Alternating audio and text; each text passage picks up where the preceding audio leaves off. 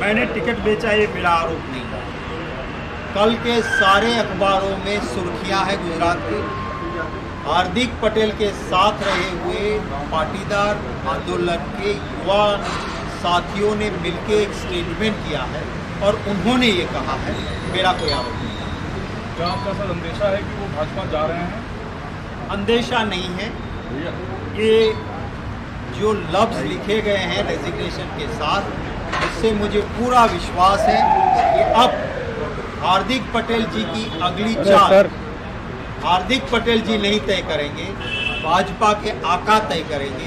क्या बोलना है, कहाँ जाना है, कहाँ सोना है, क्या खाना है, क्या करना है, वो सारा एक कठपुतली को जैसे नचाते हैं वैसे भाजपा उनकी सारी चाल तय करेगी। सर, हेमंता बिस्वा ने पहले आरोप लगाए थे राहुल गांधी पर तमाम सारे, जब वो पार्टी छोड़ के गए थे। अब हार्दिक इस तरह के आरोप लगा रहे हैं। आपको लगता है कि जानबूझ के ऐसा नेता करते हैं या वाकई आपके अध्यक्ष में कोई आपके नेता में कोई दिक्कत है जिस वजह से लोग पार्टी छोड़ के जाते हैं? देखिए, एक नॉर्थ ईस्ट का, एक गुजरात का, एक इधर एक उधर, पूरे पर भाषा दोनों से क्या हो रहा है, क्योंकि ये कांग्रेस छोड़ने वाले का आरोप नहीं है, ये भाजपा लिख के देती है कि ऐसे ऐसे आरोप लगाओ।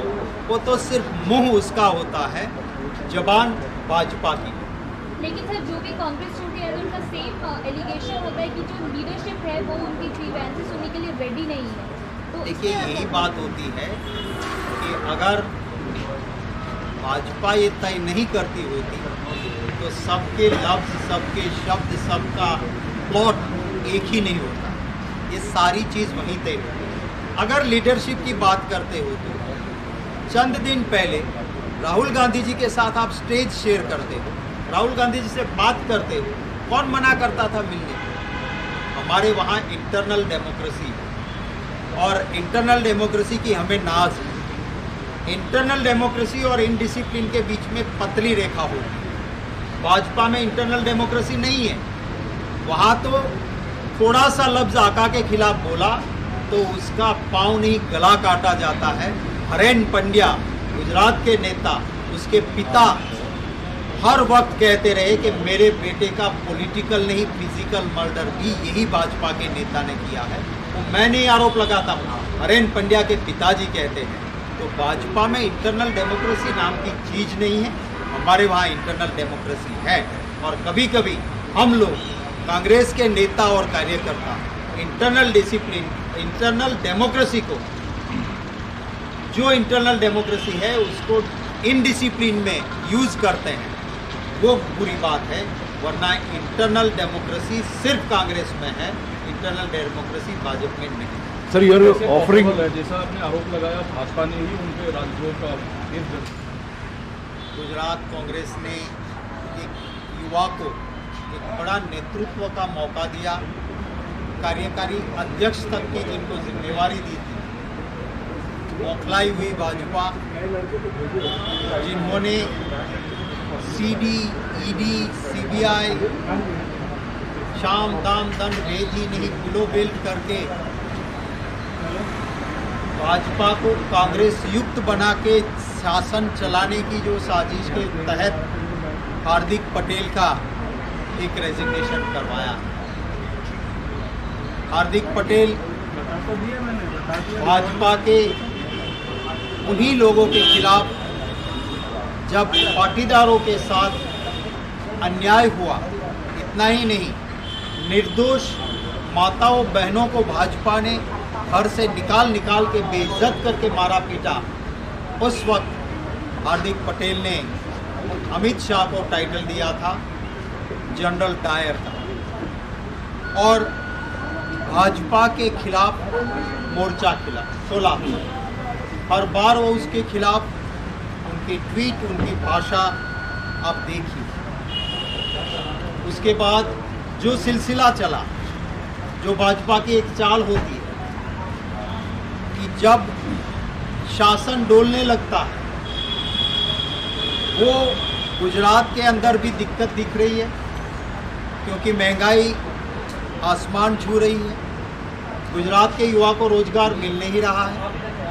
गुजरात के कर्मचारी हर दिन सड़कों पे आके आज वहाँ पे हेल्थ डिपार्टमेंट के, आरोग्य के कर्मचारी रोड पे हैं, तो इनको डर लग रहा है कि शासन चला जाए तो क्या किया जाए कि ऐसे हथकंडे करो कि कांग्रेस के नेताओं को तोड़ के ले आओ। ये देश, भारत कांग्रेस मुक्त कभी नहीं हो सकता है, क्योंकि कांग्रेस जनता की पार्टी है।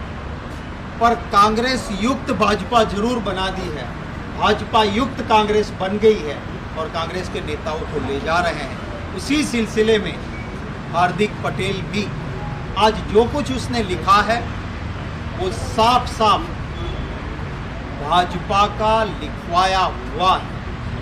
क्योंकि मुझे कुछ हमारे साथी जो भाजपा में गए और वहाँ जाके जो पछताए हैं, उन्होंने मुझे कहा कि जब भाजपा हमको किसी न किसी तरह ले जाना चाहती है तो हमें एक स्क्रिप्ट लिख के दिया जाता है, सिर्फ मुंह हमारा होता है या पेन हमारी होती है, बाकी सारा प्लॉट जो होता है वो भाजपा का होता है। तो आज हार्दिक पटेल का जो रेजिग्नेशन में जो लफ्ज़ है वो साफ साफ भाजपा के लफ्ज़ हैं और उसमें कोई दम या सच्चाई नहीं। ये 8 दिसंबर 2017 को हार्दिक पटेल ने खुद कहा था कि उनकी सीडी भाजपा ने बनवाई है, जो उनकी सेक्स सीडी हार्दिक पटेल की बाहर आई थी। और हार्दिक पटेल ने ट्वीट करके कहा था कि उनकी सीडी बनाने में भाजपा इतनी व्यस्त थी कि अपना चुनावी घोषणा पत्र भी निकालना भाजपा भूल गई।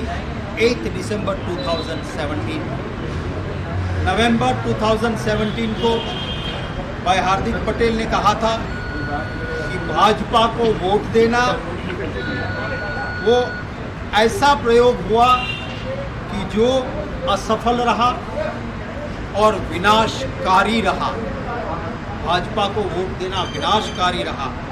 ये हार्दिक पटेल का नवंबर 2017 का ट्वीट और उनका कहना था। बाकी तो सिलसिले बहुत सारे हैं, उनके खिलाफ राष्ट्रद्रोह के और दूसरे केसेस लगे थे, चुनाव नहीं लड़ सकते थे। पहला केस यहाँ सुप्रीम कोर्ट से जो ऑर्डर ऑफ कन्विक्शन था उसको स्टे करवाया गया और उसमें जो एडवोकेट अपीयर हुए तब से मीडिया के साथी भी कह रहे थे कि भाजपा के साथ कुछ चल रहा है। गुजरात में केस वापस लेने के लिए, जो केस में रायोटिंग था, वो केस वापस लेने के लिए भाजपा सरकार हार्दिक पटेल के केस को वापस लेने के लिए कोर्ट में गई। लोअर कोर्ट ने कह दिया कि ये केस वापस नहीं हो सकता है क्योंकि सीरियस चार्जेस है, एविडेंस है।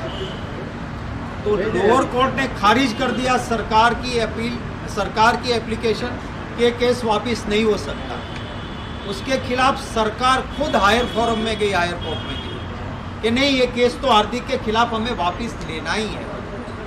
तभी से गुजरात में ये प्लॉट साफ हो गया था कि भाई हार्दिक पटेल बीजेपी के साथ मिलके अपने खिलाफ की कुछ चीज़ें जो भाजपा की चाल है, सीडी, केसेस और लालच दे के ले जाने का।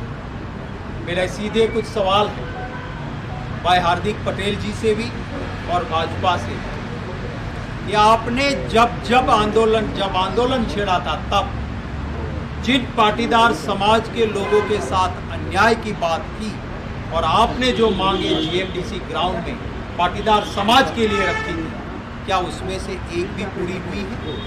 अगर नहीं हुई है और आप उधर जा रहे हो, तो कौन सा ऐसा निजी स्वार्थ आ गया कि समाज को आप भूल गए और निजी स्वार्थ के लिए आप जा रहे हैं? मेरा दूसरा सवाल है कि आपने कांग्रेस पार्टी के लिए कहा युवाओं को तक आप आए सीधे, आपको सीधा वर्किंग प्रेसिडेंट बनाया। क्या ये कोई छोटी पोस्ट? आपको हाईकमांड सीधे तौर पे बात करके आपकी हर बात को, जैसे हर युवा को यहाँ पे इंटरनल डेमोक्रेसी है उसके तहत आपको पूरा चांस मिला।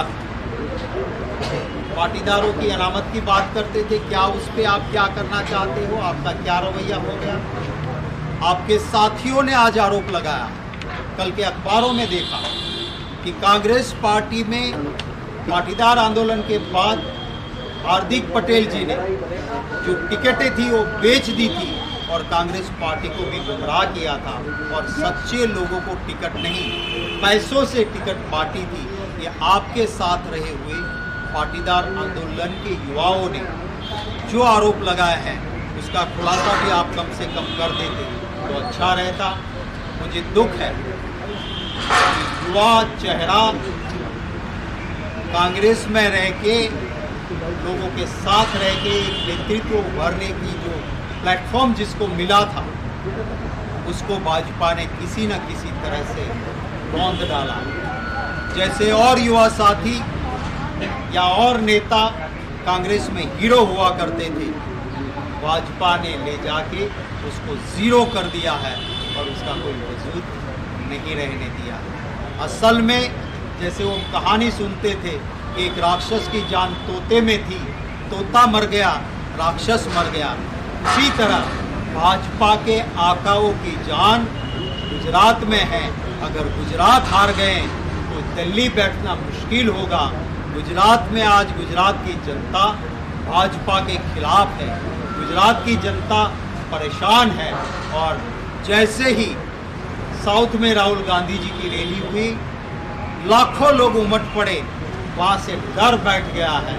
तो डरी हुई भाजपा, बौखलाई हुई भाजपा, जनता में आधार नहीं, ना कैडर रहा ना बेस रहा। तो कांग्रेस के बेस को शाम दाम दंड भेद नहीं, बिलो बिल्ड जाके तोड़ के खरीद के अपनी जीत के लिए ये हथकंडे भाजपा के। आपके कोई सवाल होंगे, स्वागत है।